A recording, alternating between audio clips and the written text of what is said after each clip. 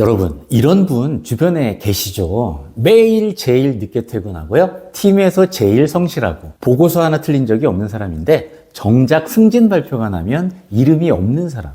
오늘 저는 이 현상에 숨겨진 심리학적 함정을 파헤쳐 드리려고 합니다. 문제는 노력 부족이 아닙니다. 방향이 잘못됐을 뿐이죠. 이 영상을 끝까지 보시면 왜 열심히 일하는 것과 커리어가 성장하는 것이 완전히 다른 문제인지를 이해하실 수 있습니다. 자, 오늘 제가 소개할 사람이 한 명 있습니다. 김대리, 38세입니다. 대기업 기획팀의 10년 차고요.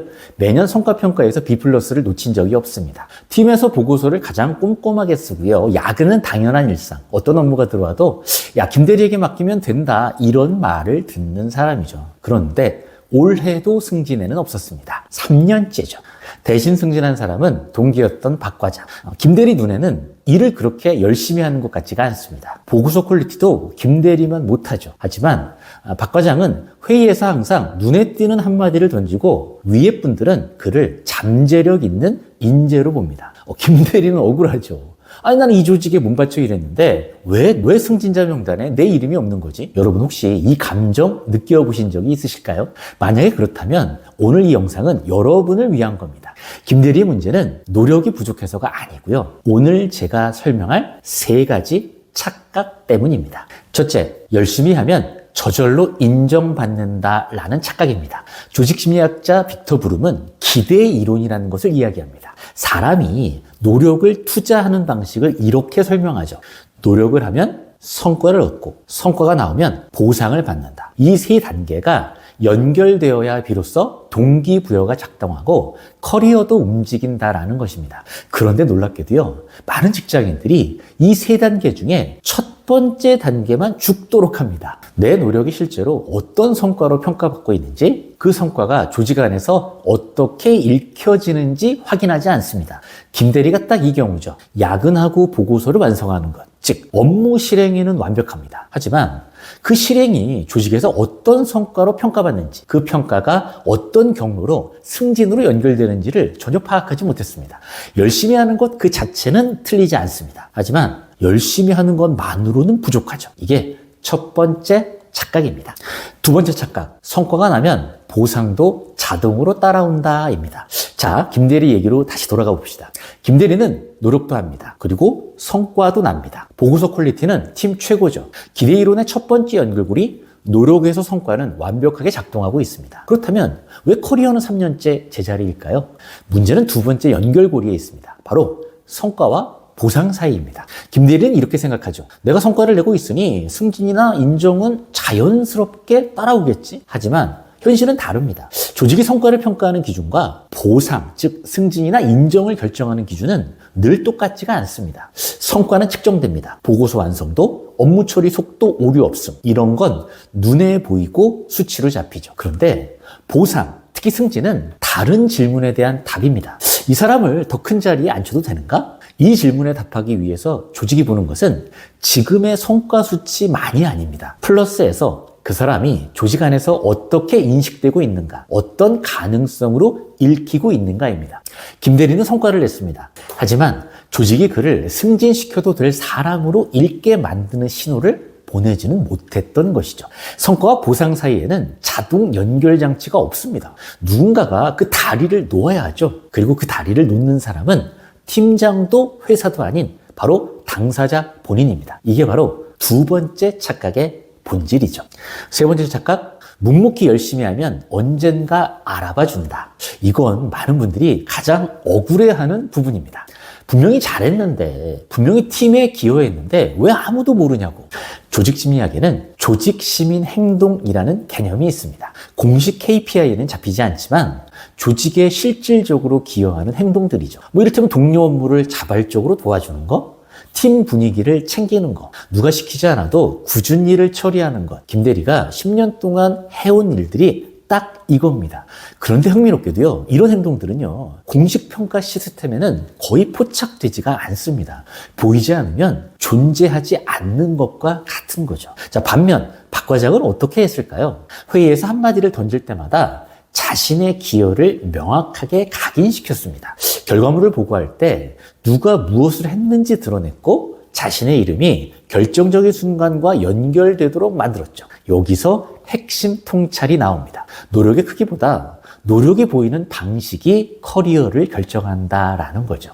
김대리의 야근은 누군가의 눈에 닿았지만 그가 기여한 것은 누군가의 머릿속에 각인되지 않았습니다. 이게 세 번째 착각의 본질입니다. 잠깐, 여러분은 지금 세 가지 착각 중에 어떤 착각을 하고 계신가요? 자, 이제부터 진짜 핵심입니다. 그래서 어떻게 하느냐라는 얘기입니다. 세 가지 전략을 알려드리겠습니다. 첫 번째는요, 내 일에 의미를 붙여라. 바로 잡 크래프팅입니다. 조직 심리학에는 잡 크래프팅이라는 개념이 있습니다. 단순히 주어진 일을 처리한다 해서 벗어나서요, 내가 하는 일이 조직 전체에 어떤 의미인지를 스스로 재정의하는 겁니다. 나사의 총수부 이야기를 혹시 들어보셨나요? 존 F 케네디 대통령이 나사를 방문했을 때 총수부에게 물어봤죠. 당신은 무슨 일을 하시나요? 그때 총수부가 이렇게 말했죠. 저는 인류를 달에 보내는 일을 돕고 있습니다. 김대리가 보고서를 쓰는 이유를 팀장이 시킨 일을 완료하는 것, 이것에서 우리 팀의 의사결정을 가장 명확하게 만드는 사람으로 재정의하는 순간 그는 일하는 방식이 달라질 겁니다. 이건 단순한 마음가짐의 문제가 아니죠. 스스로를 다르게 정의하면 일에 다가가는 태도가 달라지고요. 주변이 그를 보는 시선도 달라집니다. 그러니까 일의 내용은 같아도 일을 대하는 관점이 커리어의 궤도를 바꾸는 거죠. 자, 두 번째 전략. 성과를 적절한 사람들이 알게 하라. 바로 가시화 설계입니다. 첫 번째 전략에서 내 일에 의미를 붙였다면 두 번째 전략은 그 의미 있는 기여를 조직이 읽을 수 있도록 만드는 것입니다. 이렇게 한번 생각해 보세요. 내가 아무리 훌륭한 보고서를 썼어도 그게 서랍 속에 있으면 어때요? 아무 의미가 없습니다. 누군가의 눈에 닿아야 머릿속에 각인되어야 비로소 성과가 되는 거죠. 박 과장이 승진한 이유는 바로 여기에 있습니다. 그는 회의에서 발언했고 보고 타이밍에 자신의 이름을 자연스럽게 연결시켰죠. 능력이 아니라 가시성의 차이를 만든 겁니다. 그렇다면 김대리가 당장 할 수 있는 일은 뭘까요? 보고서를 제출하고 그냥 끝내지 말고요. 이번 자료는 A라는 방향으로 정리했는데 의사결정에 어떻게 활용됐는지 피드백 좀 주실 수 있을까요? 라고 한마디 덧붙이는 겁니다. 팀회의에서 자신이 처리한 업무 결과를 짧게 공유하는 것. 프로젝트가 끝났을 때 자신이 기여한 부분을 구체적으로 정리해서 팀장에게 전달하는 것. 이 한 문장이 김대리를 실행하는 사람에서 생각하는 사람으로 위치를 바꿉니다.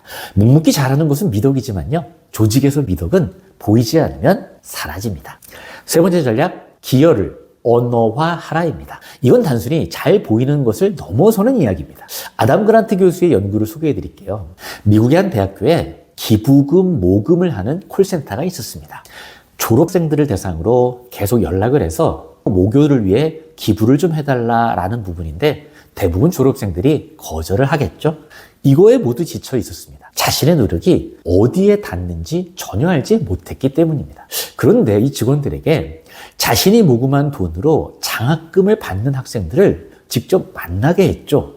내 일이 누군가의 삶을 어떻게 바꿨는지를 눈으로 확인하게 한 겁니다. 결과는 어떻게 됐을까요? 모금 성과가요. 한 달 평균 412달러를 모으던 사람들이 2,000달러로 무려 5배가 뛰었습니다. 이 실험이 말해주는 핵심은 바로 이겁니다. 내 노력이 어디에 연결되는지를 알게 되면 일하는 방식 자체가 달라진다. 김대리에게 필요한 것이 바로 이겁니다. 내가 쓴 보고서가 어떤 결정을 바꿨는지, 내가 처리한 업무가 팀의 어떤 결과에 기여했는지를 스스로 추적하고 그것을 언어로 만드는 것이죠.